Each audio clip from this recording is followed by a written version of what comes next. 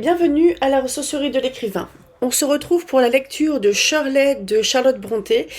J'ai dû vous en parler peut-être sur un post sur l'onglet communauté de la ressourcerie et sans doute aussi dans des vidéos, peut-être plus les vidéos du week-end, je pense, enfin les vidéos des lectures que je fais pour le moment. En fait, j'ai pour ambition de lire tous les romans des sœurs Brontë. Parce qu'elles sont importantes dans la littérature anglaise et sans doute aussi dans la littérature écrite par des femmes. Et c'est pour ça que j'avais envie de m'y mettre. Et pourquoi Shirley en particulier maintenant? C'est tout simplement parce que la chaîne YouTube et le compte Instagram des livres et nous proposent une lecture commune sur Shirley de Charlotte Brontë, courant octobre-novembre. Et je fais très peu de lectures communes. C'est surtout l'envie de découvrir un livre à un instant T qui va me pousser à le lire. Et souvent, en fait, l'envie n'est pas forcément là pour tel bouquin, alors qu'il peut tout à fait m'intéresser. Et pour celui-là, bah si, je me suis dit, tiens, j'avais pas spécialement envie de lire Jane Eyre tout de suite, parce que je trouvais que c'était peut-être un petit peu trop proche de Des Hauts du Hurlevent ou de Mansfield Park de Jane Austen. Et donc c'est l'occasion qui a fait le larron. Ce sont des vidéos que je tourne très en avance parce que ça va être des vidéos qui seront diffusées après la fin de la lecture des Mutinées de l'Elseneur de Jack London. Donc c'est une très grande introduction tout ça.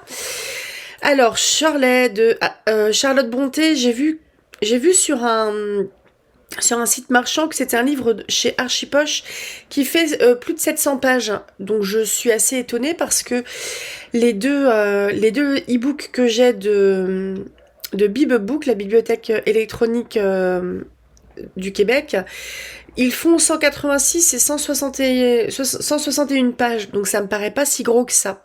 Ou alors vraiment je lis des grosses pavasses sans m'en rendre compte. C'est un livre qui est séparé en plusieurs parties. La première partie fait 24 chapitres et la seconde en fait 12. Donc on va dire que c'est à peu près une proportion de 2 tiers, 1 tiers sur l'ensemble du livre. Et de quoi que ça cause donc, je prends le petit résumé qu'il y a sur Babelio, c'est celui que je trouve le plus concis. 1812. Du fait des guerres napoléoniennes, la province du Yorkshire subit la première dépression industrielle de l'histoire. Les temps sont durs, aussi bien pour les patrons que pour les ouvriers, qui, menacés par l'apparition des machines-outils, fomentent une révolte. Robert Moore est l'un de ces industriels dont les filatures tournent à vide. La timide Caroline, sa cousine, était prise de lui. Mais Robert est trop préoccupé par les émeutes et les ennuis financiers pour songer à un mariage si peu lucratif. Il songe plutôt à Shirley Kildare, une jeune héritière qui vient de s'installer en ville. Vive et entreprenante, le capitaine Kildare, comme elle se laisse appeler, déborde d'idées pour investir son argent, souhaitant venir en aide aussi bien à Robert qu'aux ouvriers les plus pauvres. Convaincue qu'un mariage se prépare, Caroline en tombe malade de dépit. Elle ne comprend pas que son amie repousse les beaux partis, traite ses domestiques en familiers et a si peu d'égard pour son ancien précepteur, le frère de Robert, lequel envisage de fermer son usine pour refaire sa vie au Canada. La balle d'un ouvrier révolté mettra fin à ce projet. C'est bien, ça spoil pas du tout. Donc paru en 1849, Shirley est un des premiers exemples de roman social. C'est aussi un portrait déguisé d'Émilie Brontë, la sœur de l'auteur disparue l'année précédente. Il me semble qu'Émilie est décédée vraiment au tout début de ses 30 ans. Et de toute façon, en fait, la famille Brontë, ils n'ont pas eu une vie très joyeuse. Donc voilà, je m'arrête là. Je vais essayer de lire à peu près une vingtaine de pages par vingtaine de pages. Je suis incapable pour le moment de vous dire combien de temps ça dure, donc je vous le dirai plutôt lors du vlog lecture. Et je vous souhaite une très bonne écoute dans cette aventure et à tout de suite pour la lecture et le vlog lecture. Bonne écoute!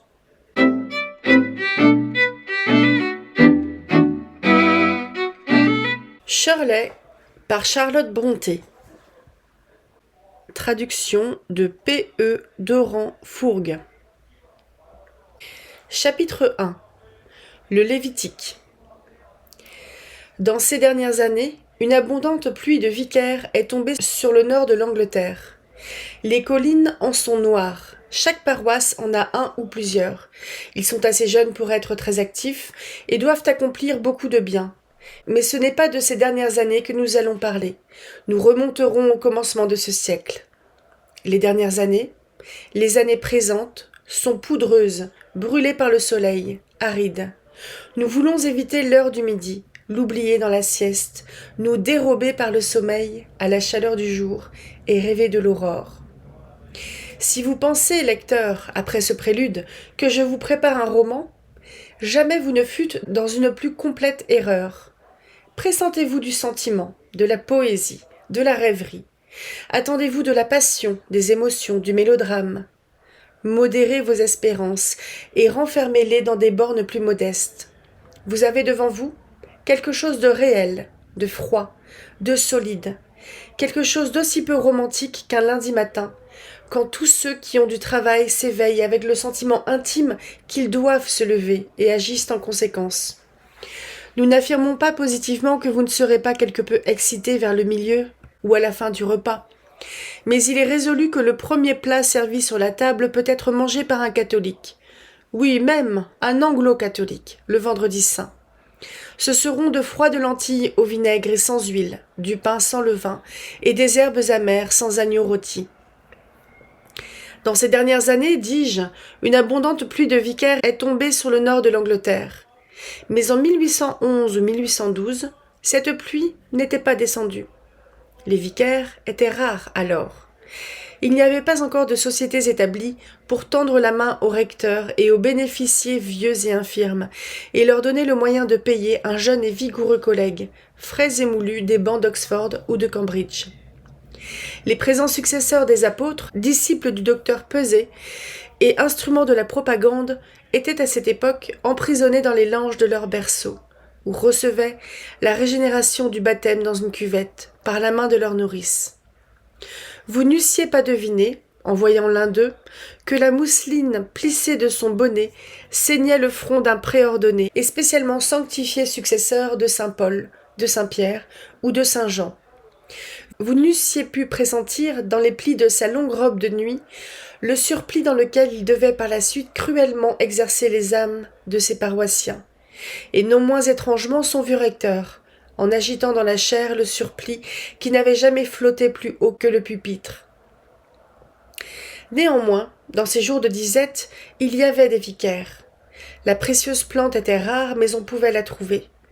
Un certain district, dans l'ouest du Yorkshire, pouvait se vanter de posséder 3 verges d'Aaron, florissant dans un circuit de 20 milles. Vous les verrez, lecteurs. Entrez dans cette jolie maison avec jardin, située sur la limite du territoire de M. Winbury. Avancez dans le parloir, ils sont là, à dîner. Permettez-moi de vous les présenter. M. Donne, vicaire de Winbury, M. Malone, vicaire de Briarfield, M. Sweeting, curé de Nunneley. C'est le logement de M. Donne. L'habitation appartient à un certain John Gale, un petit drapier. M. Donne a gracieusement invité ses amis à un régal. Vous et moi allons nous joindre à la réunion pour voir ce qui se fera et entendre ce qui se dira. Pour le moment, il mange. Et pendant qu'il mange, nous allons causer, à part. Ces messieurs sont dans la fleur de la jeunesse. Ils possèdent toute l'activité de cet heureux âge, activité que les vieux curés verraient volontiers tourner du côté des fonctions pastorales, exprimant le désir de la voir employée dans une diligente surveillance des écoles et dans de fréquentes visites aux malades de leurs paroisses respectives. Mais les jeunes lévites pensent que c'est là une triste besogne. Ils préfèrent dépenser leur énergie dans une occupation qui, bien qu'à d'autres yeux, elles paraissent plus chargées d'ennui, plus monotone que le labeur du tisserand à sa navette, semble leur fournir un inépuisable fond de divertissement et de plaisir. Je veux parler de l'habitude de courir à droite et à gauche, de chez l'un, chez l'autre, non un cercle, mais un triangle de visite, qu'ils entretiennent tant que dure l'année, en hiver, au printemps, en été, en automne. Le temps et la saison ne font aucune différence. Avec le même zèle inintelligent, ils affrontent la neige et la grêle, le vent et la pluie, la boue et la poussière, pour aller dîner, prendre le thé ou souper l'un avec l'autre. Ce qui les attire, il serait fort difficile de le dire. Ce n'est point l'amitié, car toutes les fois qu'ils se rencontrent, ils se querellent. Ce n'est pas la religion, il n'en est jamais question parmi eux. Ils peuvent discuter des points de théologie, Mais de piété, jamais. Ce n'est pas l'amour du boire et du manger. Chacun d'eux peut avoir chez lui un dîner aussi succulent que celui qui lui est servi chez son confrère. Mistress Gale, Mistress Hogg et Mistress Whip, leurs hôtesses respectives, affirment que ces messieurs n'ont pas d'autre but que de donner de la peine aux gens. Par les gens, ces bonnes dames veulent se désigner elles-mêmes, car elles sont tenues dans une alerte perpétuelle par ce système de mutuelle invasion. Monsieur Donne et ses convives, ainsi que je l'ai dit, sont à dîner. Mistress Gale les sert, mais une étincelle du feu de sa cuisine brille dans ses yeux. Elle considère que le privilège d'inviter occasionnellement un ami à un repas, sans rien ajouter au prix de la pension, privilège inclus dans les conditions auxquelles elle loue ses logements, a été suffisamment exercé dans ces derniers temps. La présente semaine n'est qu'au jeudi, et le lundi, M. Malone, le vicaire de Briarfield, vint déjeuner et resta au dîner. Le mardi, M. Malone et M. Sweeting de Nunneley vinrent prendre le thé, demeurèrent au souper, occupèrent le lit de réserve et lui firent l'honneur de leur société au déjeuner, le mercredi matin. Aujourd'hui, jeudi, ils sont là, tous deux à dîner, et elle est à peu près certaine qu'ils resteront toute la nuit. « C'en est trop !» dit-elle. M. Sweeting est occupé à couper en morceaux une tranche de roast-beef sur son assiette, et se plaint qu'il est très dur. M. Donne trouve la bière plate. Oui, voilà le pire. S'ils étaient polis encore, Mistress Gale n'y ferait pas attention. S'ils se montraient satisfaits de ce qu'on leur donne, elle ne regarderait pas de si près. Mais ces jeunes curés sont si hautains, si dédaigneux, ils mettent tout le monde sous leurs pieds. Ils ne la traitent pas même avec civilité, parce qu'elle n'a pas de domestique et qu'elle fait elle-même la besogne de la maison, comme sa mère faisait avant elle. Puis, ils parlent toujours contre le Yorkshire et ses habitants. Et pour Mistress Gale, c'est une preuve qu'aucun d'eux n'est un véritable gentleman, un descendant d'une noble race. Les vieux curés valent mieux que cette bande de gamins de collège. Ils savent ce que sont les bonnes manières et sont bienveillants envers les riches et les humbles. « Du pain !» crie M. Malone, dont le ton et l'accent indiquent suffisamment qu'il est né au pays du trèfle et des pommes de terre.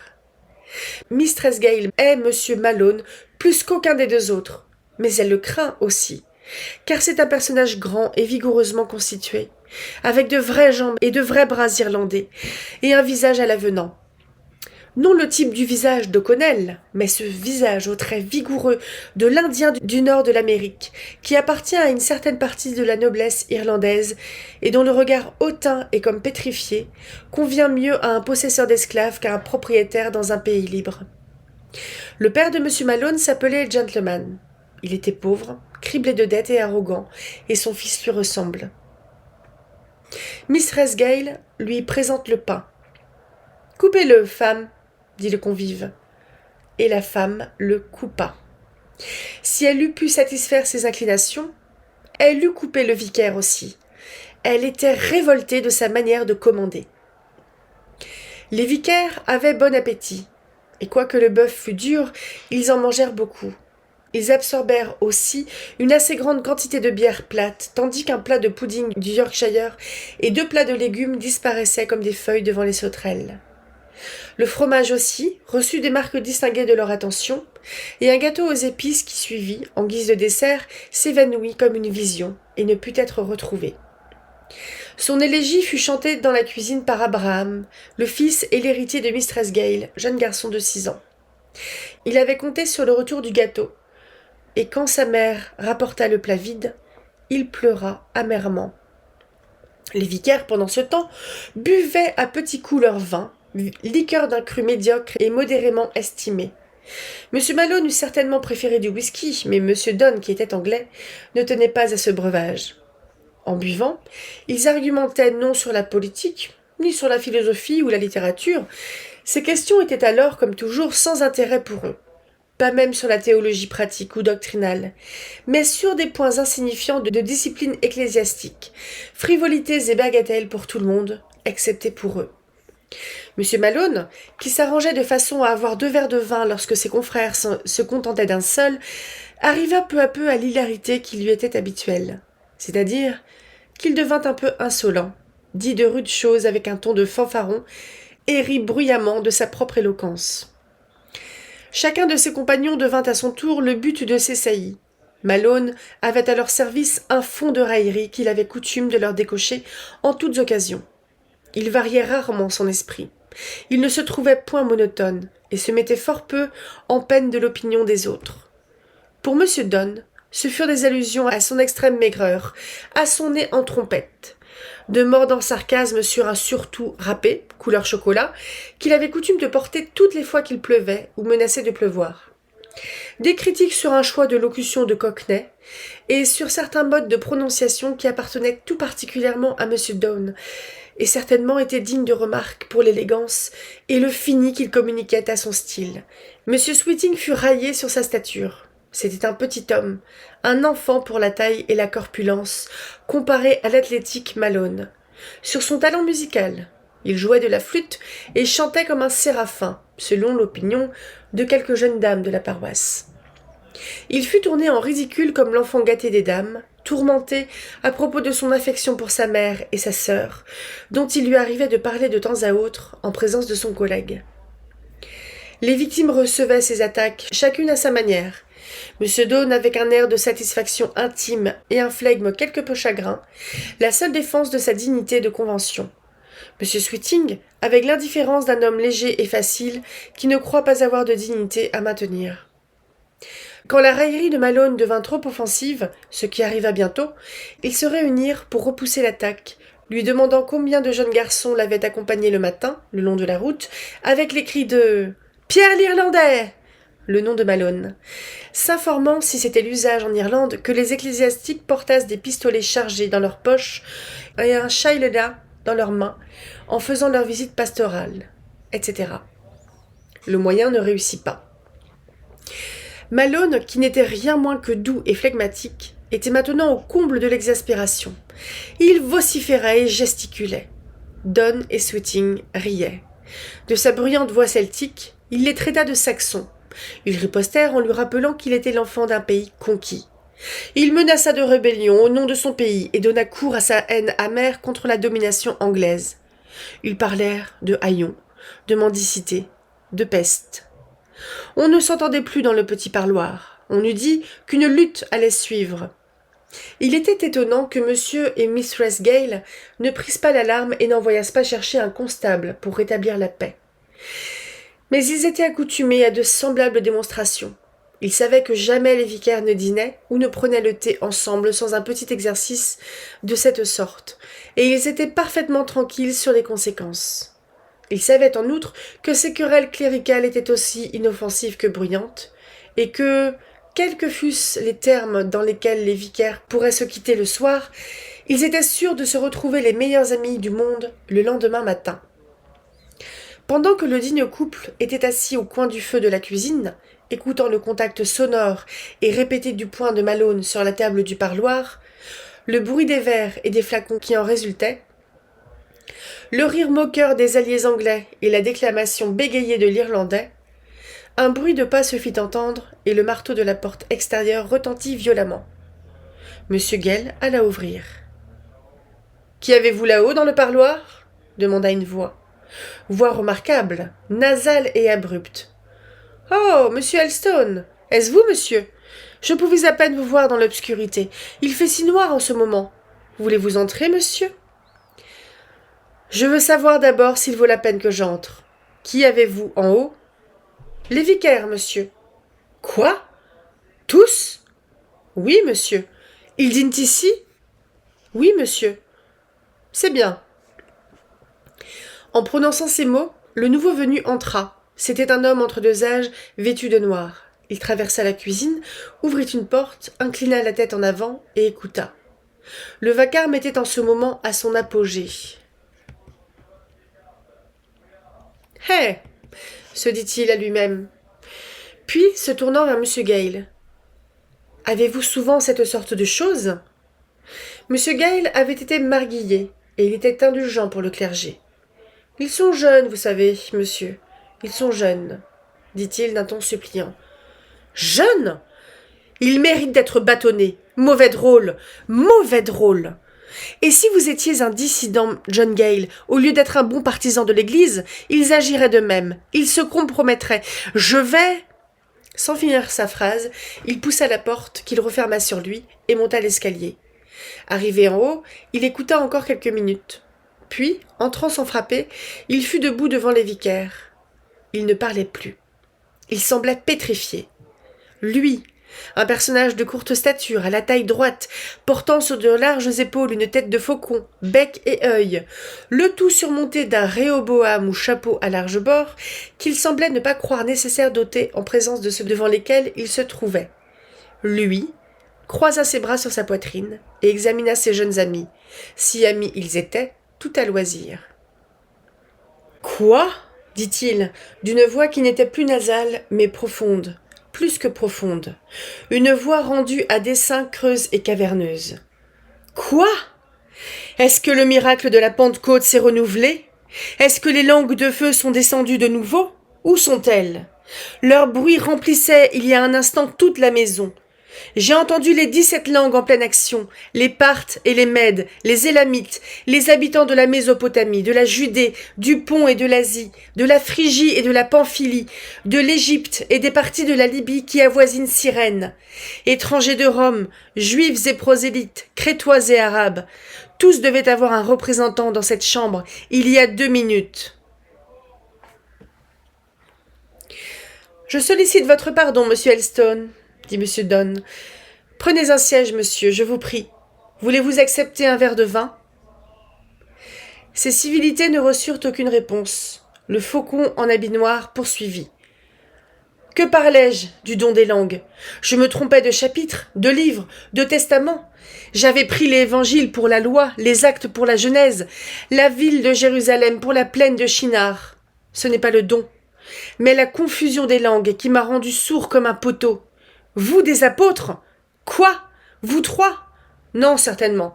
3 présomptueux maçons babyloniens, ni plus, ni moins.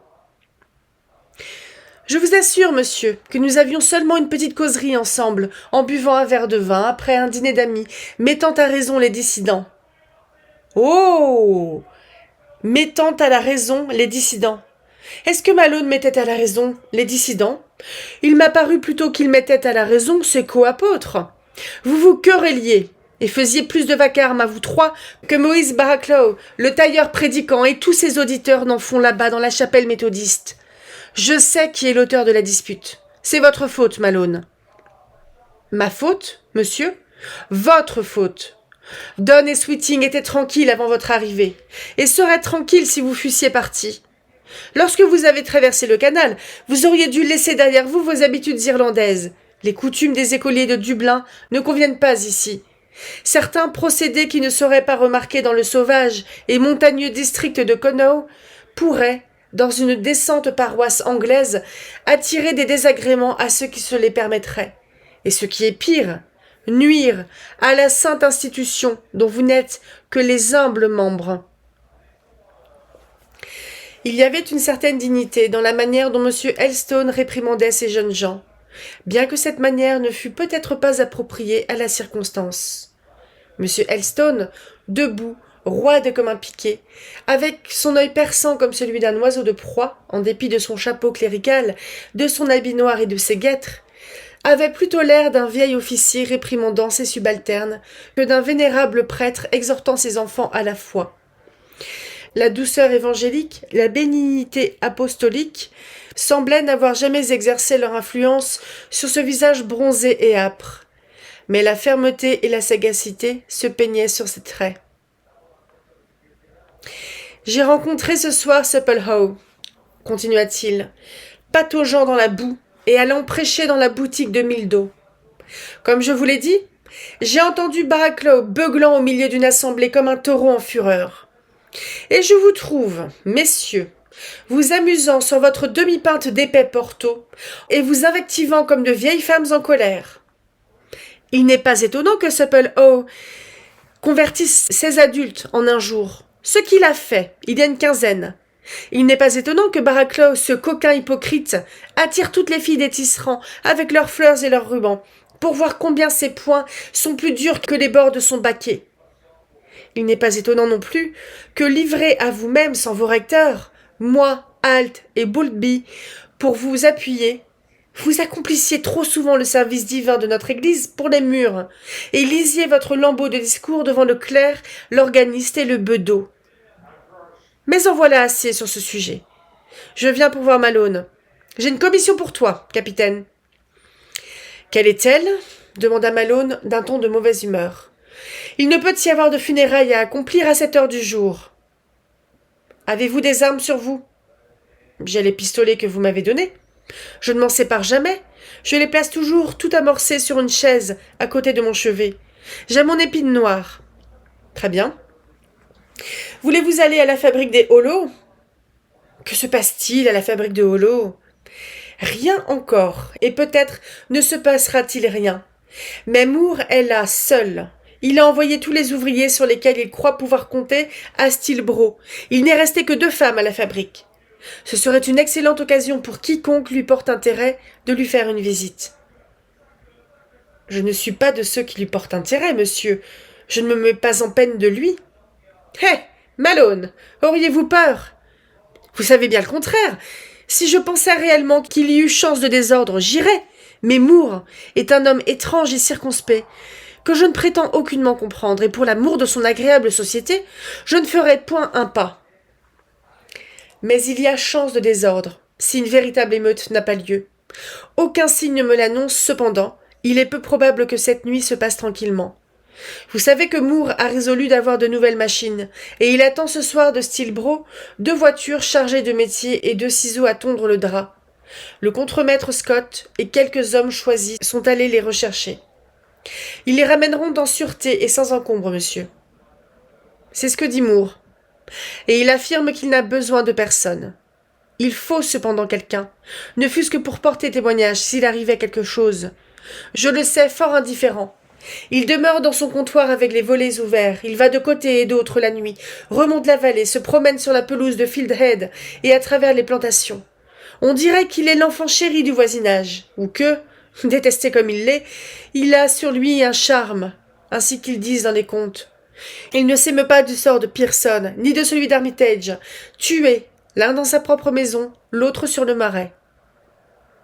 Cependant, il devrait être sur ses gardes et prendre ses précautions, dit M. Sweeting, et je pense qu'il en prendrait s'il entendait ce que j'entendis l'autre jour. Qu'avez-vous entendu, Davy ? Vous connaissez Mike Hartley, monsieur ? Le tisserand antinomien, oui. Lorsque Mike a bu pendant quelques semaines, il finit généralement par une visite au presbytère de Nunneley pour lui dénoncer l'horrible tendance de ses doctrines sur le travail et pour l'avertir que lui et tous ses auditeurs sont plongés dans les ténèbres extérieures. Eh bien, cela n'a rien de commun avec Moore. Outre qu'il est un antinomien, Mike est un violent jacobin et un niveleur, monsieur. Je le sais. Lorsqu'il est très ivre, ses idées sont toutes tournées au régicide. Mike n'ignore point l'histoire. Il est curieux de l'entendre donner la liste des tyrans, dont, comme il dit, le vengeur du sang a obtenu satisfaction. Cet homme se réjouit étrangement du meurtre commis sur des têtes couronnées ou sur d'autres têtes pour des raisons politiques.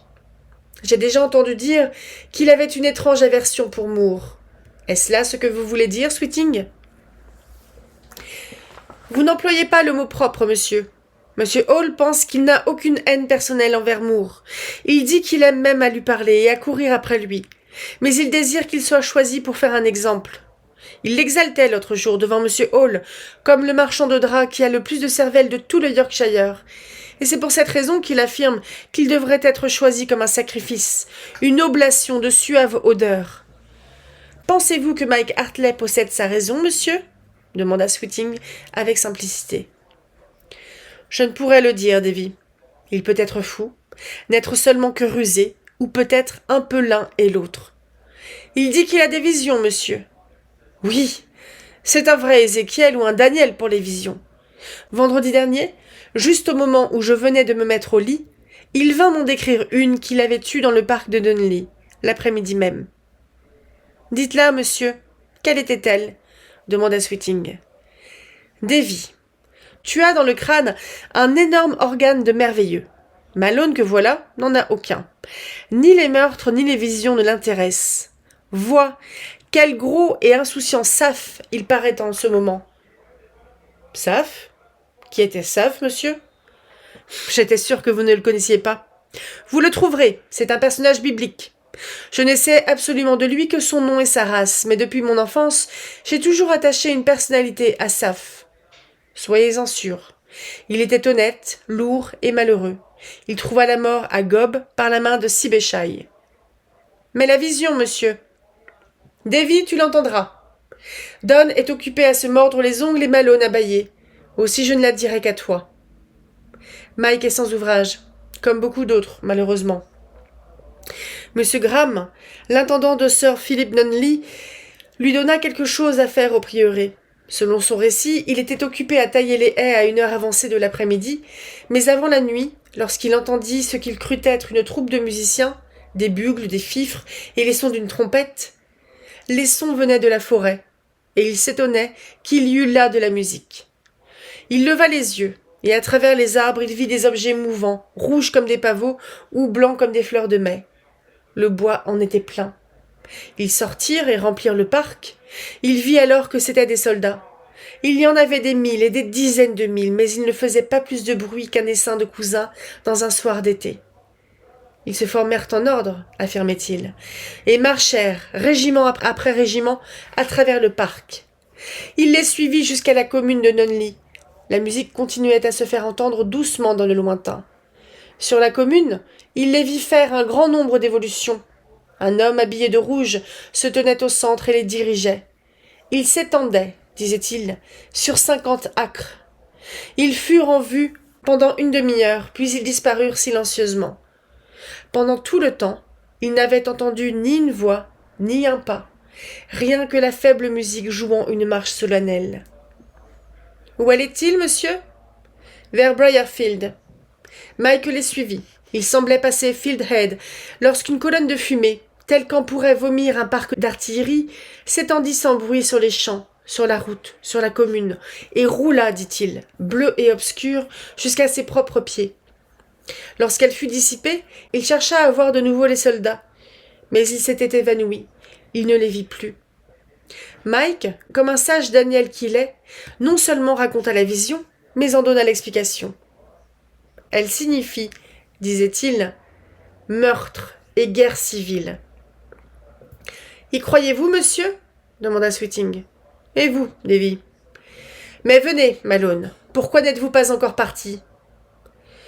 Je suis surpris, monsieur, que vous ne soyez pas resté vous-même avec Moore. Vous aimez ces sortes de choses. Ce que j'aurais fait, s'il ne m'était malheureusement arrivé d'encourager Colby à souper avec moi, en revenant du meeting de la Société biblique à Nunley. Je promis à Moore de vous envoyer comme mon substitut, ce dont il ne me remercia pas. Il eût beaucoup mieux aimé m'avoir que vous, Pierre. S'il y a un réel besoin de secours, je vous joindrai. La cloche de la fabrique m'avertira. Ainsi, allez. À moins que, dit-il en se retournant subitement vers messieurs Sweeting et Donne, à moins que Davy Sweeting et Joseph Donne ne préfèrent y aller. La commission est honorable, non sans l'assaisonnement d'un réel petit danger, car le pays est dans un singulier état, comme vous le savez tous, et Moore, sa fabrique et ses machines sont suffisamment haïs. Vous avez des sentiments chevaleresques et un cœur courageux dans votre poitrine, je n'en doute pas. Peut-être suis-je trop partial envers mon favori, Pierre. Le petit David sera le champion de l'immaculé Joseph. Malone, vous n'êtes qu'un grand Flandrin de Saule, après tout. Bon seulement pour prêter votre armure. Allons, donnez vos armes, cherchez votre Chilela. Il est là dans le coin. Avec une grimace significative, Malone produisit ses pistolets, en offrant un à chacun de ses frères, qui ne s'empressèrent pas de le saisir. Avec une gracieuse modestie, chacun d'eux recula d'un pas devant l'arme offerte. « Je ne les touche jamais. Je n'ai jamais touché rien de cette espèce, » dit M. Donne. « Je suis presque un étranger pour M. Moore, » murmura Sweeting.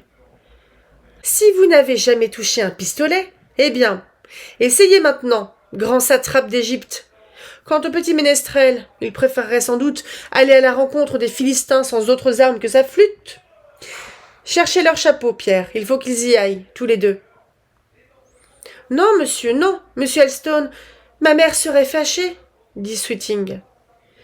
Et je me suis fait une règle de ne jamais m'immiscer dans des affaires de ce genre, observa Dawn. Elston sourit sardoniquement.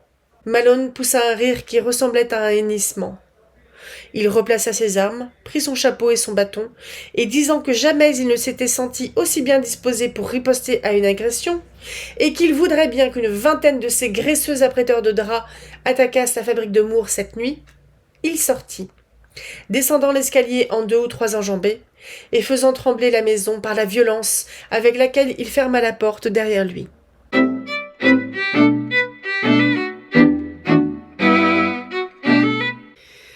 Chapitre 2. Les voitures. La soirée était très noire. Les étoiles et la lune étaient masquées par de gros nuages qui, gris dans le jour, étaient maintenant du noir le plus sombre. Malone n'était pas un homme adonné à l'observation de la nature. Ces changements, pour la plupart, avaient lieu sans qu'il s'en aperçût. Il eût pu marcher pendant plusieurs milles dans les plus variables jours d'avril sans voir les gracieuses caresses que le ciel fait à la terre, sans remarquer les sommets des verdoyantes collines s'épanouissant sous un baiser du soleil, ou cachant leurs crêtes sous les tresses pendantes et échevelées d'un nuage lorsqu'une averse pleure sur eux. Il ne remarquait donc pas le contraste du ciel tel qu'il paraissait en ce moment. Une voûte sombre et mouvante, noire partout, excepté vers l'est, où les fournaises des forges de Stilbro répandaient une lueur blafarde sur l'horizon, avec le même ciel pendant une nuit froide et sans nuages. Il ne se demandait point ce qu'étaient devenues les constellations et les planètes, et ne regrettait pas la sérénité d'azur de cet océan aérien, conseillé par ces petites îles, qu'un autre océan, d'un élément plus lourd et plus dense, qui roulait au-dessous, dérobait à ses yeux. Il poursuivait sa route brutalement, penché en avant et portant son chapeau en arrière de sa tête à la manière irlandaise, faisant résonner la chaussée, lorsque la route en possédait une, ou marchant dans les ornières, lorsque le pavé était remplacé par le gravier. Il ne se préoccupait que de certaines limites, la flèche de l'église de Briarfield, et plus loin, les lumières de la Maison Rouge. Celle-ci était une auberge, et lorsqu'il l'atteignit, la lueur du feu à travers les rideaux à moitié fermés d'une fenêtre, la vue des verres sur une table ronde et de joyeux convives assis sur un banc de chêne faillirent détourner le vicaire de sa course. Il lui vint une violente envie de boire un verre de whisky et d'eau. Dans un autre lieu, il l'eût immédiatement satisfait son désir, mais les individus réunis dans cette cuisine étaient tous des paroissiens de M. Elstone. Tous le connaissaient. Il poussa un soupir et passa. Il fallait en ce moment quitter la route, car la distance qui le séparait de la manufacture de Hollow pouvait être considérablement abrégée en traversant les champs qui étaient en plaine. Malone les traversa en ligne droite, escaladant les haies et les murs. Il passa auprès d'un seul bâtiment, large et irrégulier. On apercevait un pignon élevé, puis un front d'une grande longueur, ensuite un pignon peu élevé, puis un amas de grosses cheminées. Derrière se trouvaient quelques arbres. Ce bâtiment était dans une obscurité complète. Aucune lumière ne brillait aux fenêtres. La pluie qui coulait du toit et le vent qui sifflait autour des cheminées étaient les seuls sons que l'on entendit. Ce bâtiment passé, les champs, qui avaient été plats jusque-là, commençaient à décliner en une rapide descente. Évidemment, une vallée se trouvait en dessous, au travers de laquelle on pouvait entendre le cours d'un ruisseau. Une lumière brillait dans le fond de la vallée. Malone gouverna vers ce phare. Il arriva à une petite maison blanche, on pouvait voir qu'elle était blanche, même à travers cette dense obscurité, et frappa à la porte. Une domestique au frais visage vint ouvrir. À la lueur de la chandelle qu'elle tenait, on remarquait un étroit escalier. 2 portes couvertes d'étoffes cramoisies, une bande de tapis de la même couleur sur les marches, contrastant avec les murs peints de couleur légère et le plancher blanc, faisaient paraître ce petit intérieur frais et propre. « Monsieur Moore est chez lui, je suppose. »« Oui, monsieur, mais il n'est pas ici. »« Il n'est pas ici. Où est-il donc ?»« À la fabrique, dans le comptoir. » En ce moment, une des portes cramoisies s'ouvrit. « Est-ce que les voitures sont arrivées, Sarah ?» demanda une voix féminine, et en même temps, une tête de femme apparut. Ce n'était point une tête de déesse. Les papillotes qui ombrageaient chaque tempe défendaient cette supposition. Mais ce n'était pas non plus une tête de Gorgone. C'était cependant l'effet qu'elle parut produire sur Malone. Il se rejeta timidement en arrière, en disant « Je vais le trouver », et se précipita tout tremblant, à travers une étroite pelouse et une cour obscure, vers une grosse et noire fabrique. L'heure du travail était passée, les ouvriers étaient partis, les machines étaient au repos, et la fabrique fermée. Malone en fit le tour. Dans un endroit de ses flancs noirs, il trouva une autre porte, en se servant pour cela du bout de son chilela, avec lequel il battait le tambour. Une clé tourna, la porte s'ouvrit. « Est-ce Joe Scott ? Quelle nouvelle des voitures, Joe ? » ?»« Non, c'est moi. Je suis envoyé par M. Elstone. »« Oh ! Monsieur Malone !» La voix, en prononçant ce nom, trahissait la plus légère inflexion possible de désappointement.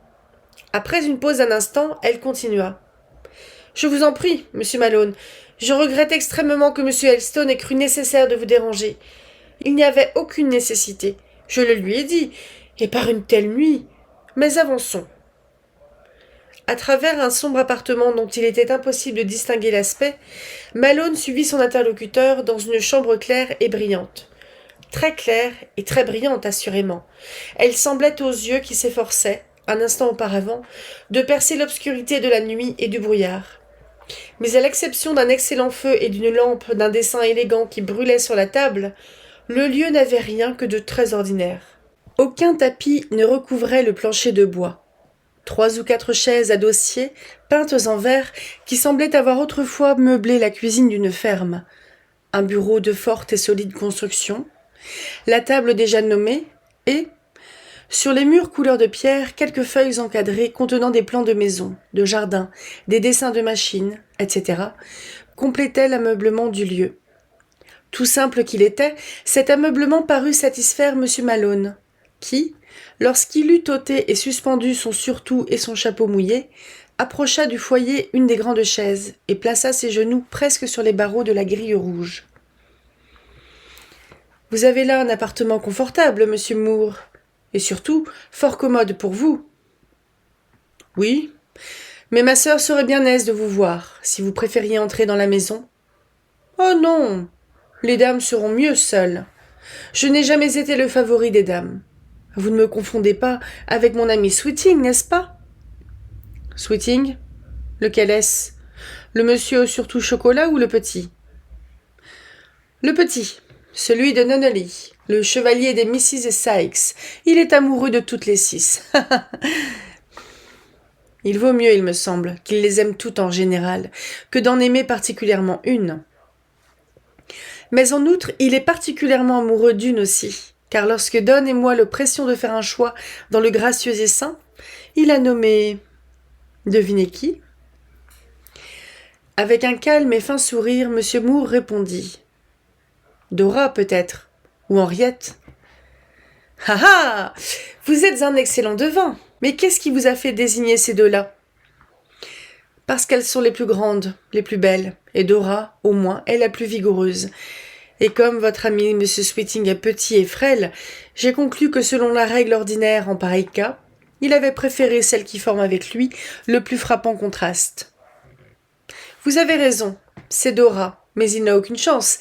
Qu'en dites-vous, monsieur Moore ? Que possède M. Sweeting, outre sa position de vicaire ? Cette question sembla réjouir étonnamment M. Malone. Il rit pendant 3 minutes au moins avant d'y répondre. Ce que possède Sweeting ? David a sa harpe ou sa flûte, ce qui revient au même. Il a une espèce de montre en similor, un anneau, dito, un lorgnon, dito. Voilà ce qu'il a. Comment pourrait-il seulement fournir les robes de sa femme ? Ah ah, excellent. Je lui demanderai cela, la première fois que je le verrai. Sans doute il pense que le vieux Christophe Sykes ferait grandement les choses. Il est riche, n'est-ce pas ? Ils habitent une vaste maison.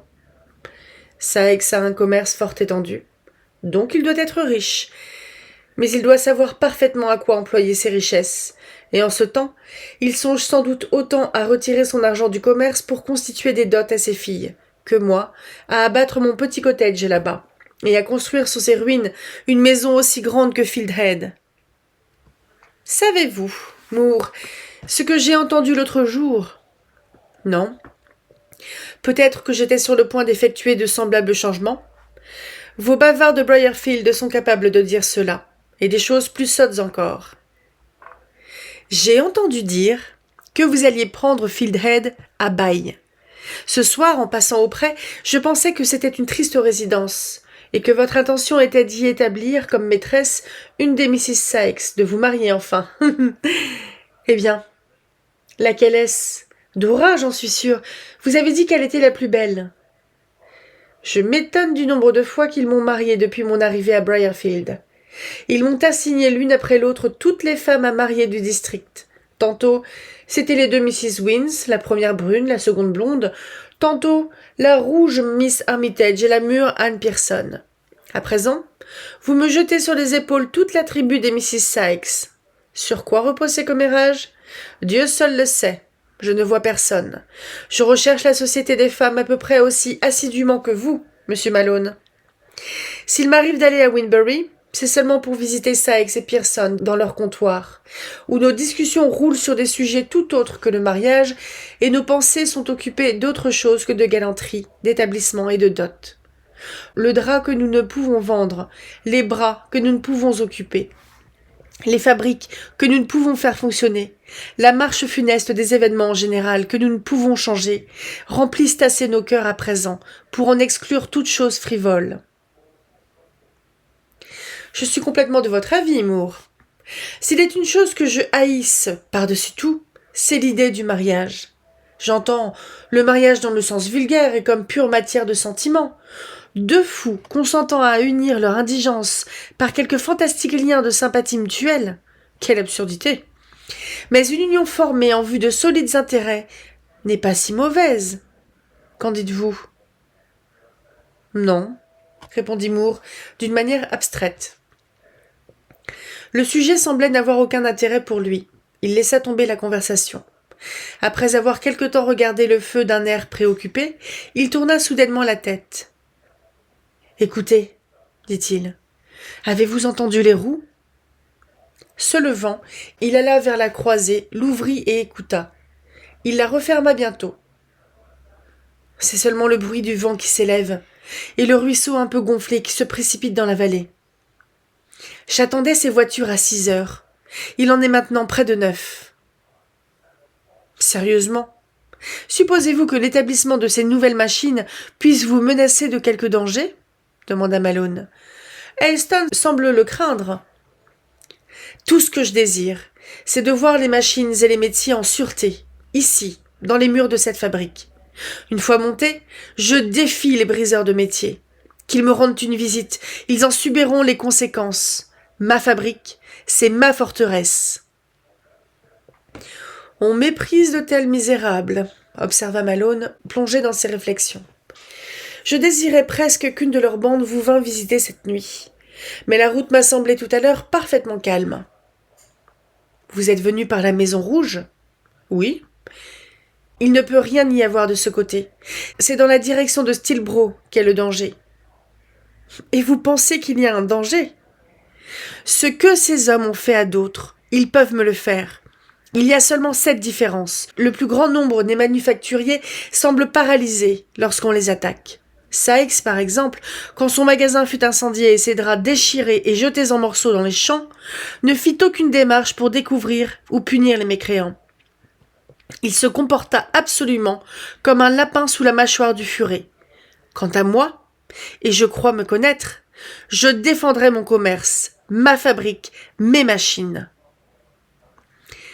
Elston dit que ces 3 choses-là sont vos dieux, que les ordres en conseil remplacent pour vous les 7 péchés capitaux, que Castlereagh est votre antéchrist et le parti de la guerre sa légion. Oui, j'abhorre toutes ces choses, parce qu'elles me ruinent. Elles se dressent sur mon chemin. À cause d'elles, je ne peux ni avancer ni mettre mes plans à exécution.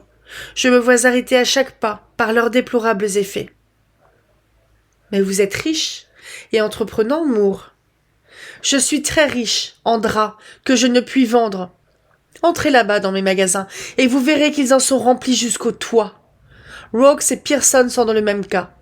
L'Amérique était leur marché, mais les ordres en conseil le leur ont fermé. Malone ne semblait pas préparé à soutenir une conversation de ce genre. Il commença à frapper l'un contre l'autre les talons de ses bottes et à bâiller. « Et penser, » continua Moore, trop absorbé par son idée dominante pour remarquer ses symptômes d'ennui sur le visage de son hôte. « Pensez que ces ridicules commères de Rinbury et de Briarfield vous ennuient sans cesse à propos de mariage, comme si l'on n'avait pas autre chose à faire en ce monde que de courtiser quelque jeune lady, comme ils disent, de la conduire à l'église, de passer son temps en visite, puis je suppose d'avoir une famille. Oh, que le diable m'emporte !» Il abandonna ce cours d'idées dans lequel il venait de se lancer avec une certaine énergie, et ajouta d'un ton plus calme: « Je crois que les femmes ne pensent qu'à ces choses, et elles s'imaginent naturellement que l'esprit de l'homme est occupé de la même manière. »« Certainement, certainement, » dit Malone, « mais n'y faites pas attention. » Puis il se mit à siffloter, regardant impatiemment autour de lui et paraissant désirer quelque chose. Moore comprit aussitôt. « Monsieur Malone, vous avez besoin de vous rafraîchir après la marche que vous venez de faire. J'oubliais l'hospitalité. » Il se leva à ces mots et ouvrit un buffet. « J'ai l'habitude, dit-il, d'avoir toujours quelque chose sous la main, et de ne pas dépendre des femmes qui habitent le cottage là-bas, lorsque je désire manger une bouchée de pain ou bien me rafraîchir. Souvent, je passe ici la soirée et je soupe seul, puis je couche avec Joe Scott dans la fabrique. Quelquefois, je suis mon propre surveillant. Je n'ai pas l'habitude de dormir longtemps, et j'aime, par une belle nuit, à faire une petite promenade dans la vallée, avec mon mousquet sous le bras. Monsieur Malone, pouvez-vous faire cuire une côtelette de mouton ? Mettez-moi à l'épreuve, je l'ai fait 100 fois lorsque j'étais au collège. Voilà des côtelettes, et voici le grill. Tournez-les rapidement, vous savez le secret pour leur faire retenir leur jus. Rapportez-vous-en à moi, vous verrez. Donnez-moi un couteau et une fourchette, je vous prie. Le vicaire retroussa ses manches et se mit vigoureusement à la besogne. Le manufacturier plaça sur la table des assiettes, un pain, une bouteille noire et 2 gobelets. Il tira du buffet une petite bouilloire en cuivre, la remplit d'eau, la plaça sur le feu à côté du grill, prit un citron, du sucre et un petit bol à punch en porcelaine. Mais pendant qu'il préparait le punch, un coup frappé à la porte vint le déranger. « Est-ce vous, Sarah ?»« Oui, monsieur. Viendrez-vous souper ?»« Non, je n'irai pas ce soir. Je coucherai à la fabrique. Ainsi, fermez les portes et dites à votre maîtresse qu'elle peut se mettre au lit. » Il revint. « Votre maison est dans un ordre parfait, » observa Malone en retournant les côtelettes. « Vous n'êtes pas sous le gouvernement des jupons, comme ce pauvre Sweeting, un homme destiné à subir la domination des femmes. Vous et moi, Moore, en voilà une bien rissolée et pleine de jus. Vous et moi n'aurons pas de jument grise dans nos écuries lorsque nous nous marierons. Je ne sais pas. Je n'ai jamais pensé à cela. Si la jument grise est belle et traitable, pourquoi non ? Les côtelettes sont prêtes, le punch est-il fait ? En voilà un verre, goûtez-le. Quand Joe Scott et ses mignons arriveront, ils en auront leur part, pourvu qu'ils ramènent les métiers intacts. » Malone devint fort joyeux pendant le souper. Il riait à propos de rien, faisait de mauvaises plaisanteries qu'il applaudissait lui-même. Bref, il devint très bruyant. Son hôte, au contraire, demeurait calme comme auparavant. Il est temps, lecteur, que vous ayez une idée de ce même hôte. Je vais essayer de l'esquisser, pendant qu'il est là, assis à table. C'est ce que vous appellerez probablement à première vue un homme d'une étrange apparence, car il est maigre, brun et pâle, très singulier d'aspect. Son épaisse chevelure, éparse négligemment sur son front, atteste suffisamment qu'il dépense peu de temps à sa toilette. Il pourrait vraiment l'arranger avec plus de goût. Il semble ignorer la beauté et la symétrie méridionale de ses traits, la coupe régulière de sa figure. Le spectateur ne s'aperçoit d'ailleurs de ses avantages qu'après l'avoir bien examiné, car une expression d'anxiété et quelque chose de hagard et de soucieux empêche d'abord de remarquer la beauté de ce visage. Ses yeux sont grands et gris. Leur expression est grave et méditative. Son regard est plutôt scrutateur que doux, plutôt pensif que joyeux. Lorsque ses lèvres se desserrent dans un sourire, sa physionomie est agréable.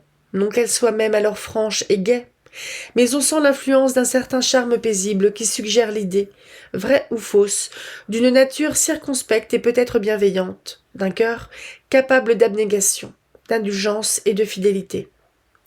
Il est jeune encore, il n'a pas plus de 30 ans. Sa taille est haute et élancée. Sa manière de parler est déplaisante. Il a un accent étranger, qui malgré une négligence étudiée de prononciation et de diction, choque une oreille anglaise, et surtout, une oreille du Yorkshire. Monsieur Moore, il est vrai, n'était anglais qu'à moitié, tout au plus. Sa mère était étrangère, et lui-même avait vu le jour sur un sol étranger. D'une origine hybride, il avait probablement sur beaucoup de points des sentiments hybrides, spécialement sur le patriotisme. Il était incapable de s'attacher à un parti, à une secte, voire même à un climat et à des coutumes. Il est probable qu'il avait une tendance à isoler sa personne de toute communauté dans laquelle il pouvait avoir quelque chose à débattre, et qu'il croyait plus sage de désirer les intérêts de Robert Gérard Moore à l'exclusion de toute considération de philanthropie et d'intérêt général.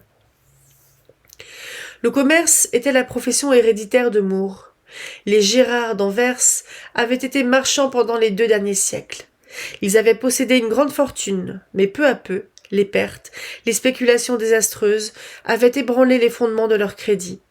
Leur maison, depuis 12 ans, chancelait sur sa base lorsque le choc de la Révolution française l'entraîna dans une ruine complète.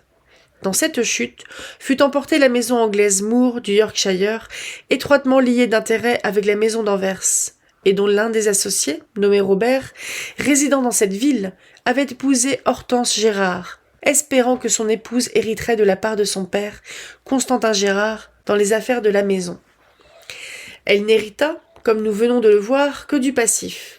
Et ce passif, bien que réglé par un compromis avec les créanciers, on disait que son frère Robert l'avait accepté comme héritage, et qu'il aspirait à l'éteindre un jour et à rétablir la maison Gérard et Moore sur une échelle au moins égale à celle de son ancienne grandeur. On supposait même que le souvenir de ce passé pesait lourdement sur son cœur. Et si une enfance écoulée auprès d'une mère attristée, avec la perspective de malheurs futurs, une virilité presque submergée sous l'orage, peuvent affecter péniblement l'esprit, il faut convenir que celui de Moore ne devait pas être imprimé en lettres d'or. Si Moore avait un grand but à atteindre, il n'était pas en son pouvoir d'employer de grands moyens pour y parvenir. Il était forcé de se contenter de l'époque de petites choses. Quand il arriva dans le Yorkshire, celui dont les ancêtres avaient possédé des magasins dans le port et des manufactures dans le pays, avait eu maison de ville et maison de campagne, ne vit aucune autre voie ouverte devant lui que de louer une fabrique de draps dans un endroit ignoré d'un district peu connu, de prendre un cottage à côté pour sa résidence et d'ajouter à ses possessions, pour faire paître son cheval et étendre ses draps, quelques acres de terre aride bordant le ruisseau qui faisait marcher ses machines. Il tenait tout cela à un prix élevé, car ces temps de guerre étaient durs et toute chose était chère. Des administrateurs du domaine de Fieldhead, alors la propriété d'une mineure. À l'époque où commence cette histoire, il n'habitait le district que depuis 2 ans, pendant lesquels il avait prouvé qu'il possédait au moins de l'activité. Le cottage avait été converti en une résidence propre et de bon goût, une partie du terrain aride avait été convertie en jardin, qu'il cultivait avec un soin et une exactitude toute flamande. Quant à la fabrique, vieil édifice pourvu de machines et de bâtiments surannés, il avait tout d'abord montré, pour sa distribution et son outillage, le plus profond mépris. Son but avait été d'accomplir une réforme radicale, ce qu'il avait exécuté aussi promptement que son capital très limité le lui avait permis. L'insuffisance de ce capital et le retard que cette insuffisance apportait aux améliorations qu'il avait résolues, voilà ce qui affectait péniblement son esprit. En avant! Telle était la devise de Moore. Mais la pauvreté mettait un frein à son ardeur. D'après cette disposition d'esprit, on ne pouvait attendre qu'il se préoccupât beaucoup de savoir si le progrès, tel qu'il le comprenait, était ou non préjudiciable aux autres. Étranger, et habitant le pays depuis peu, il ne songeait pas assez aux pauvres ouvriers que les nouvelles inventions privaient de travail. Il ne s'était jamais demandé où ceux auxquels il ne payait plus le salaire hebdomadaire trouvaient leur pain de chaque jour. Et en cela, il ressemblait à des milliers d'autres, au secours desquels les pauvres affamés du Yorkshire paraissaient avoir des droits plus directs. L'époque sur laquelle j'écris est une des plus sombres de l'histoire de l'Angleterre, et surtout de l'histoire des provinces du Nord. La guerre était alors à son apogée et avait envahi l'Europe entière. L'Angleterre était, sinon fatiguée, du moins épuisée par une longue résistance. La moitié de sa population demandait la paix, à quelque prix que ce fût. L'honneur national n'était plus qu'un mot aux yeux de beaucoup, dont la vue était obscurcie par le brouillard de la famine et qui auraient vendu leur nationalité pour un morceau de pain. Les ordres en conseil, provoqués par les décrets rendus par Napoléon à Milan et à Berlin, et défendant à tous les pouvoirs neutres de faire le commerce avec la France, avaient, en offensant l'Amérique, fermé le principal marché des fabricants de draps du Yorkshire, et les avaient mis à 2 doigts de leur ruine. Les petits marchés étrangers étaient remplis et ne voulaient rien recevoir. Le Brésil, le Portugal, la Sicile étaient approvisionnés pour 2 ans. Lors de cette crise, il s'introduisit dans les manufactures du Nord certaines inventions qui enlevèrent le travail à plusieurs milliers d'ouvriers, qu'elles laissèrent sans moyen de gagner leur subsistance. Une mauvaise récolte survint, et la détresse fut à son comble. La souffrance et la misère tendirent la main à la sédition. Tout semblait annoncer une sorte de tremblement de terre moral dans les montagnes des comtés du Nord. Comme toujours, en ces sortes de circonstances, personne n'y fit attention. Lorsqu'une émeute à propos de vivres éclatait dans une ville manufacturière, lorsqu'un moulin à fouler le drap était incendié, la maison d'un manufacturier attaquée, les meubles jetés dans la rue et la famille obligée de fuir pour échapper à l'assassinat, quelques mesures locales étaient ou n'étaient pas prises par la magistrature de l'endroit. On découvrait un chef, ou plus fréquemment, il échappait aux recherches. On écrivait des articles dans les journaux, puis tout s'arrêtait là. Quant aux malheureux dont le seul héritage était le travail et qui avaient perdu cet héritage, qui ne recevaient plus de salaire et ne pouvaient se procurer du pain, ils étaient condamnés à la souffrance, et peut-être, inévitablement, car il ne fallait pas songer à arrêter les progrès de l'invention, à nuire à la science en décourageant les perfectionnements. La guerre ne pouvait être terminée, des secours efficaces ne pouvaient être fournis. Il n'y avait donc rien à faire, et les malheureux subissaient leur destinée, mangeaient le pain et buvaient les eaux de l'affliction. La misère engendre la haine. Ces malheureux détestaient les machines, qui, disaient-ils, leur avaient enlevé leur pain. Ils haïssaient les bâtiments qui contenaient ces machines. Ils haïssaient les manufacturiers qui possédaient ces bâtiments. Dans la paroisse de Briarfield, où nous sommes, la fabrique de Hollow était le lieu le plus détesté. Gérard Moore, en sa double qualité de demi-étranger et d'ardent progressiste, était l'homme le plus exécré. Son tempérament s'arrangeait peut-être mieux de cette haine générale que d'un autre sentiment, surtout lorsqu'il croyait la chose pour laquelle on le haïssait juste et nécessaire. Aussi, c'était avec une sorte d'excitation agressive que ce soir-là, assis au coin de son feu, il attendait les voitures qui portaient ses métiers. L'arrivée et la compagnie de Malone ne pouvaient que lui être désagréables. Il eût préféré être seul, car il se plaisait dans une silencieuse, sombre et périlleuse solitude. Le mousquet de son gardien eût été une suffisante compagnie pour lui. Le bruit continu du ruisseau eût été le discours le plus agréable pour ses oreilles. Depuis 10 minutes, le manufacturier, avec le plus étrange regard, surveillait le vicaire irlandais qui se permettait toute liberté à l'endroit du punch, lorsque soudain, l'expression de cet œil gris changea, comme si une vision se fût interposée entre Malone et lui. Il éleva la main. « Chut !» dit-il, comme Malone faisait du bruit avec son verre. Il écouta un moment, puis se leva, mit son chapeau, sortit et se dirigea vers la porte du comptoir. La nuit était calme et sombre. Dans le silence, le ruisseau se précipitait avec un bruit égal à celui d'un torrent. L'oreille de Moore, néanmoins, perçut un autre bruit, très éloigné, mais que l'on ne pouvait confondre avec le premier, le bruit de lourdes roues sur une route pavée. Il retourna au comptoir et alluma une lanterne, avec laquelle il traversa la cour de la fabrique, et se mit en devoir d'ouvrir les portes. Les lourdes voitures approchaient. On entendait les pieds des chevaux clapoter dans la boue et dans l'eau. Moore les héla. « Hé, Joe Scott, tout est-il bien ?» Probablement Joe Scott était à une trop grande distance pour entendre. Il ne répondit point. « Tout est-il bien ?» demanda de nouveau Moore, lorsqu'un nez d'éléphant, celui du premier cheval, vint presque heurter le sien. Quelqu'un sauta de la voiture sur la route en criant « Oui, oui, tout est bien. Nous les avons mis en pièces. » Puis on entendit une course. Les voitures restaient immobiles. Elles ne contenaient personne. « Joe Scott !» Nul Joe Scott ne répondit. « Murgatroyd ! Pig Hills ! Sykes !» Aucune réponse. M. Moore leva sa lanterne et regarda dans les véhicules. Il n'y avait ni homme, ni machine. Ils étaient vides et abandonnés. M. Moore aimait ces machines. Il avait risqué son dernier capital pour acheter les métiers qui l'attendaient cette nuit. Des spéculations de la plus grande importance pour ses intérêts dépendaient du résultat que devaient produire ces nouveaux instruments. Où étaient-ils ?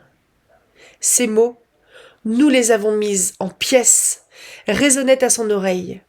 De quelle manière était-il affecté par cette catastrophe ? À la lumière de la lanterne qu'il tenait à la main, on eût pu voir un étrange sourire errer sur ses traits. Le sourire d'un homme déterminé, arrivé à un moment de la vie où il doit faire appel à sa force, où la lutte est inévitable, où son énergie doit triompher ou se briser. Cependant, il demeurait immobile, car en ce moment, il ne savait ni quoi faire ni quoi dire.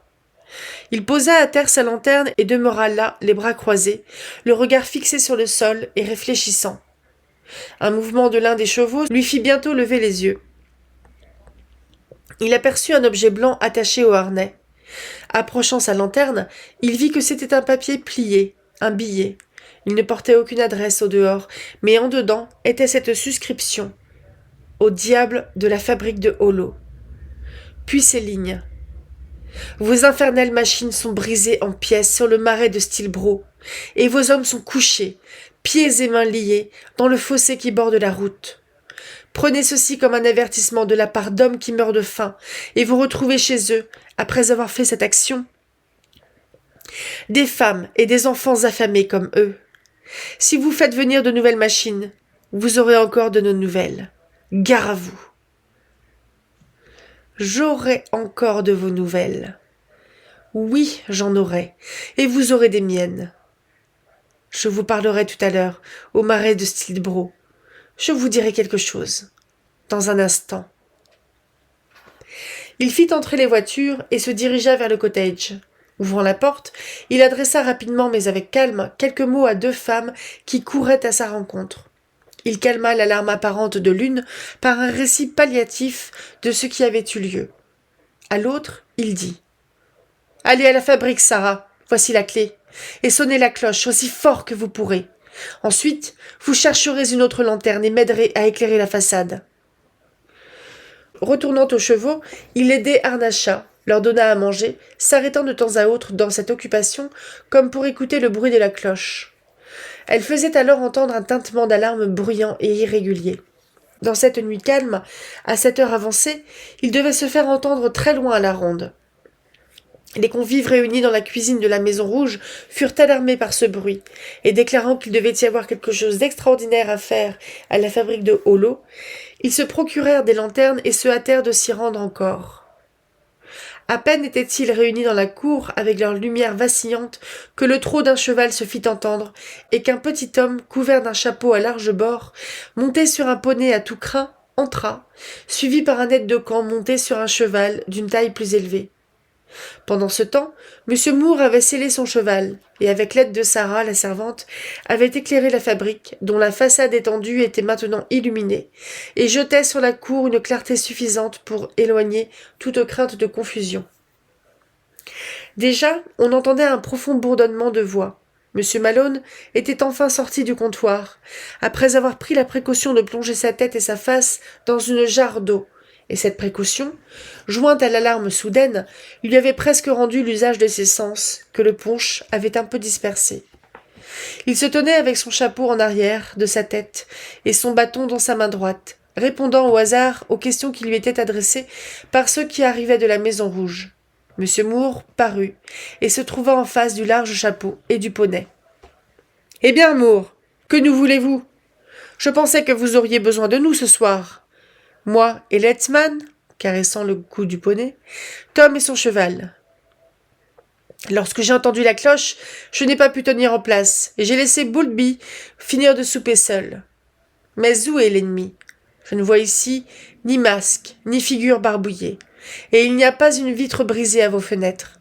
Avez-vous eu une attaque, ou en attendez-vous une ? Oh, nullement. Je n'en ai eu, ni n'en attends, répondit froidement Moore. J'ai seulement ordonné de sonner la cloche, parce que j'ai besoin que 2 ou 3 voisins restent ici à Hollow, pendant que moi et 2 ou 3 autres, nous irons au marais de Stilbrough. Au marais de Stilbrough ? Pourquoi faire ? Pour aller au-devant des voitures ? Les voitures sont arrivées depuis 1 heure. Alors tout va bien. Que voulez-vous de plus ? Elles sont revenues vides, et Joe Scott et compagnie ont été laissés sur le marais ainsi que les métiers. Lisez ce papier. Monsieur Elstone prit et parcourut le document dont nous avons déjà donné le contenu. Ils vous ont traité absolument comme ils traitent les autres. Mais cependant, ces pauvres diables qui sont dans le fossé doivent attendre du secours avec impatience. La nuit est bien humide, pour une semblable couche. Tom et moi, nous irons avec vous. Malone peut rester ici et prendre soin de la fabrique. Mais qu'a-t-il donc ? Les yeux semblent lui sortir de la tête. Il a mangé une côtelette de mouton. Vraiment ? Pierre-Auguste, tenez-vous sur vos gardes. Ne mangez plus de côtelettes de mouton cette nuit. On vous laisse le commandement de cette fabrique. Un poste honorable. Quelqu'un restera-t-il avec moi ? Choisissez parmi les personnes ici réunies. Mes garçons, combien d'entre vous veulent rester ici, et combien veulent venir avec moi et M. Moore au marais de Stilbrough pour joindre quelques hommes qui ont été surpris et attaqués par les briseurs de métier ? 3 seulement s'offrirent pour aller, le reste préféra rester. Comme M. Moore montait à cheval, le recteur lui demanda à voix basse s'il avait enfermé les côtelettes, de façon que Pierre-Auguste ne put les prendre. Le manufacturier fit un signe affirmatif, et la troupe se mit en marche.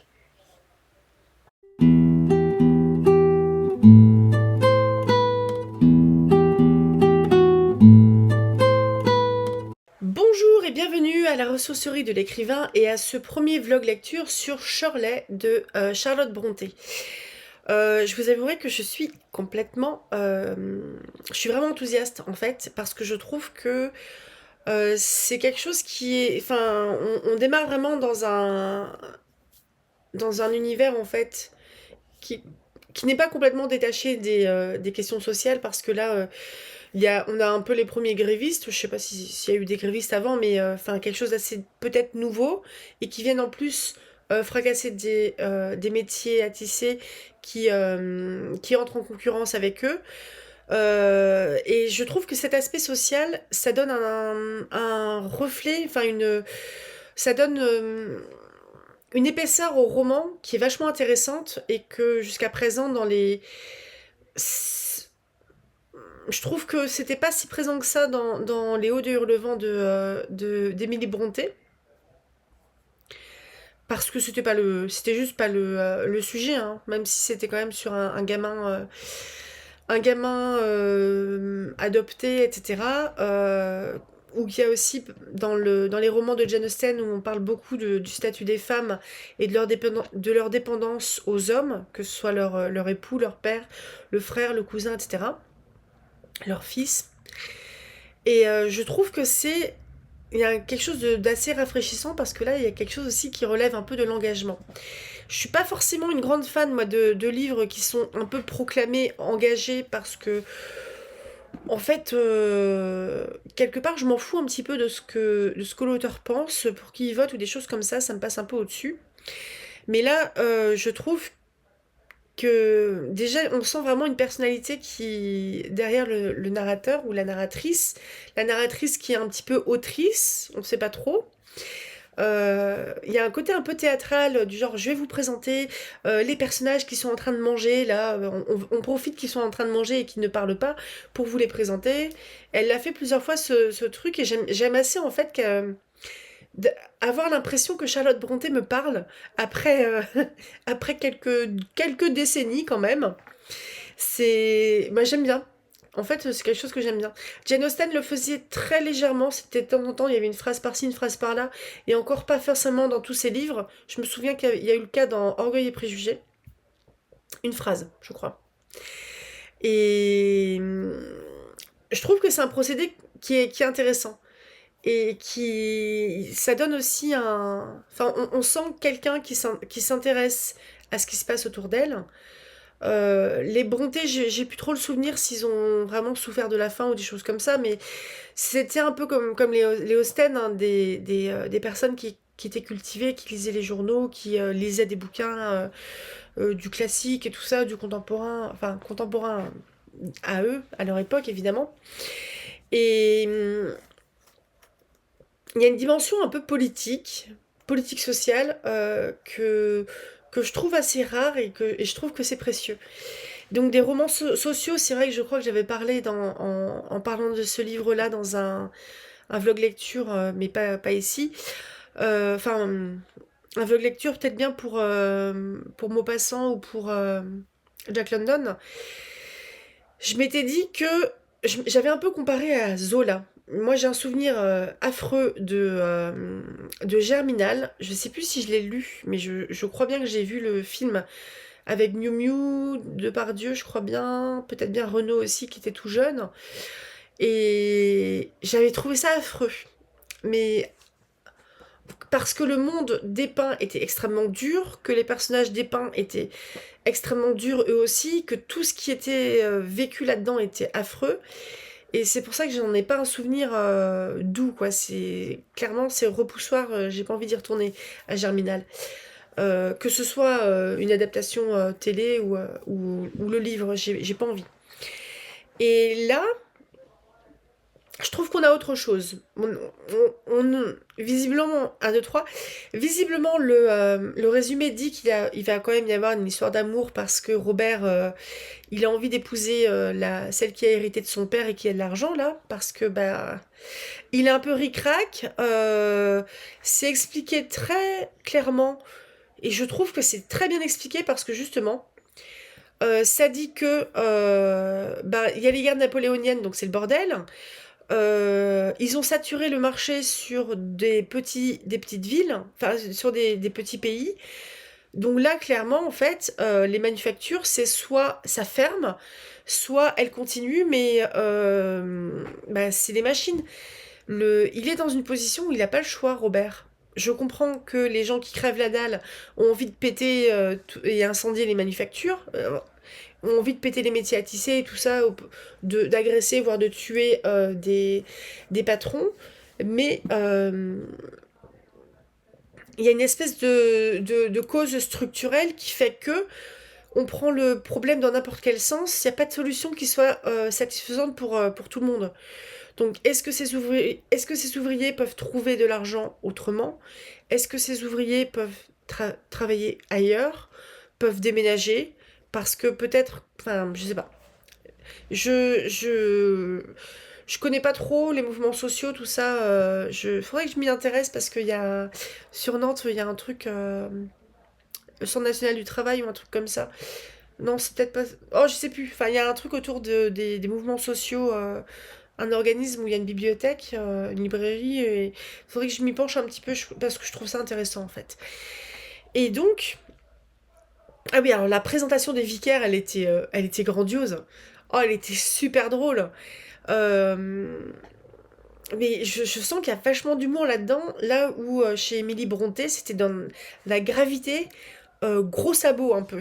Pourtant, j'aime bien. Honnêtement, les Hauts de Hurlevent, j'ai vraiment aimé cette lecture, mais c'est vrai qu'il y a un côté un peu plombant, parce que on assiste en fait à... On regarde des gens qui tombent, en fait, qui se cassent la gueule et qui vont empirer leur situation et qui font rien pour l'améliorer, et puis plus ça va, pire c'est. Là, je sais pas. Je sais pas si on va aller vers quelque chose de plus, où il va y avoir une solution, parce que là, en termes de théorie, j'ai failli l'appeler Robert Ferrars, c'est pas le même bonhomme. Robert Ferrars, c'était dans Raison et Sensibilité, c'est le frère aîné de Edward Ferrars, qui est le love interest d'Elinor, et Robert Ferrars, c'est pas le premier-né, c'est le second, donc c'est celui qui va pas hériter du titre, du titre des terres et de la fortune. Et c'est un dandy, il est habillé très bien, il est très beau, et il fait la fête et tout ça.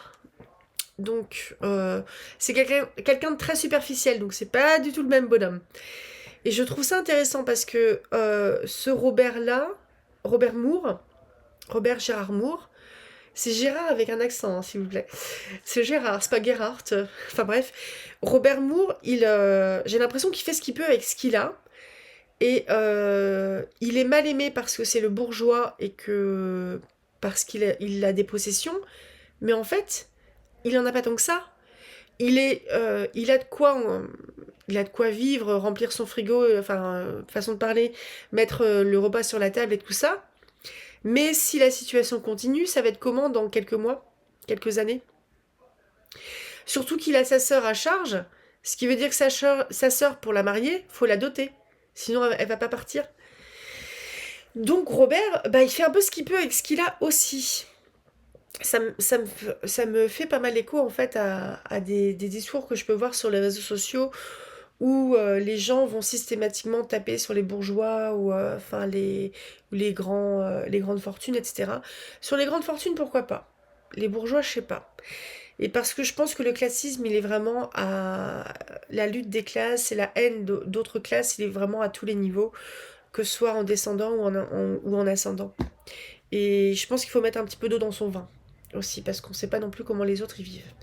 Enfin bref, c'était ma petite parenthèse sur les réseaux sociaux. Mais ouais, Robert, là, il est parti pour récupérer, essayer de sauver ses métiers à tisser, voir si c'est réparable ou pas. Essayer de libérer aussi ses hommes. Est-ce que ces hommes vont continuer à travailler pour lui? Parce que si c'est pour se faire péter la gueule, ils ont peut-être envie de faire autre chose. C'est- Donc voilà, je sais pas. C'est particulier. Mais je suis très enthousiaste parce que c'est pas un genre de lecture que je fais souvent. Donc c'est nouveau. Donc je suis super curieuse. Pourtant, c'est pas un livre spécialement qui m'attirait parce que j'avais déjà regardé tous les bouquins des sœurs Brontë, parce que j'ai envie de toutes les lire, de tous les lire sur tous les romans, du moins, sur, sur la chaîne. Et il m'attirait pas plus que ça. Mais alors quand j'ai regardé rien que les premières lignes, j'ai fait oh toi je vais t'aimer. Donc j'ai l'impression que je vais l'aimer. J'espère que ça va pas finir en espèce de grosse tragédie, tout le monde meurt et tout le monde est malheureux, un petit peu à la Eau de Hurlevent. J'espère que ça sera un peu plus lumineux et puis que les gens vont réussir à peu près à s'en sortir. À voir. Est-ce que c'est quelque chose qui est porteur d'espoir ou est-ce que c'est quelque chose qui est très froidement réaliste, voire même très froidement pessimiste à la Germinale? Je sais pas. Donc j'ai hâte de savoir ce que vous en pensez. N'hésitez pas à me dire. Je vous dis rapido. Alors à la grosse louche, on va partir sur une lecture sur 3 mois. Et par contre, il y aura peut-être des fois où il y aura en fait, un découpage de 20 pages par 20 pages, ça va pas être évident. Parce que ça tombe pas juste. Donc des fois, ça sera possible que ça va être un peu plus court, mais je vais essayer de faire en sorte que ce soit pas trop long non plus, parce que derrière, le temps de montage, c'est méga long aussi, et faire des vidéos de 2 heures, déjà 1 heure et demie, je trouve ça long. Au-delà d'1 heure et demie, je trouve ça long, ça doit être long pour vous aussi. Donc je vais essayer de pas faire des trucs qui soient trop longs, parce que en fait, au bout d'un moment, ça me saoule. Donc 3 mois, c'est la grosse louche. Je crois que c'est beaucoup.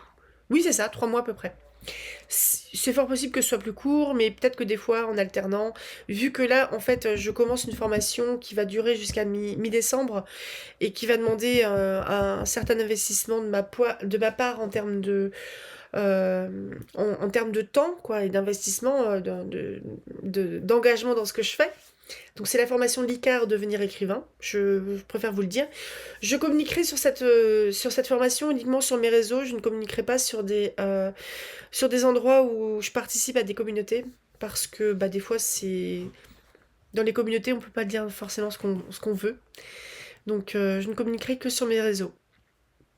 Ici et sur Instagram, peut-être sur Threads aussi. Donc voilà, je vous souhaite un très bon dimanche. Mercredi, je tourne très en avance, donc je ne sais pas. Peut-être vidéo, peut-être pas. Le samedi, je sais pas ce que je lis encore. On verra, parce que c'est sans doute des vidéos qui seront diffusées dans 2 mois. Enfin, programmées pour dans 2 mois. Mais je vais programmer vite. À tout bientôt, très bon dimanche. N'hésitez pas à me laisser un petit message si vous le souhaitez. Et passez un très bon week-end. Salut!